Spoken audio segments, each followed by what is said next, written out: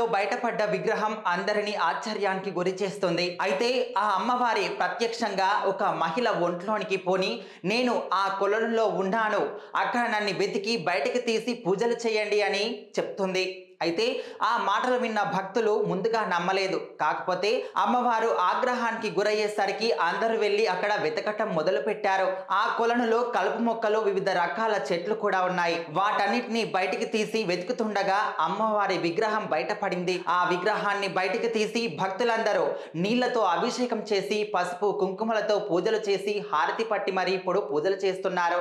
ఈ విషయం ఆ నోట ఈ నోటా పాకి చుట్టుపక్కల ప్రజలందరికీ తెలియడంతో చుట్టుపక్కల గ్రామాల ప్రజలందరూ అమ్మవారిని దర్శించుకోవడానికి వస్తూ ఉన్నారు. ప్రతి ఒక్కరు కూడా అమ్మవారికి పసుపు కుంకుమలతో పూజలు చేస్తున్నారు. ఈ మధ్య కాలంలో చూసుకున్నట్లయితే పురాతనమైన దేవుని విగ్రహాలు, కళాకృతులు చాలా మటుకు బయటపడుతూ వస్తున్నాయి. అయితే ఇప్పుడు పాలకొల్లులో ఈ నీటి కొలనులో దొరికిన అమ్మవారి విగ్రహం ఎలా ఉంది, ప్రజలు ఎలా బయటికి తీశారు అనే విషయాన్ని ఇప్పుడు మనం చూద్దాం.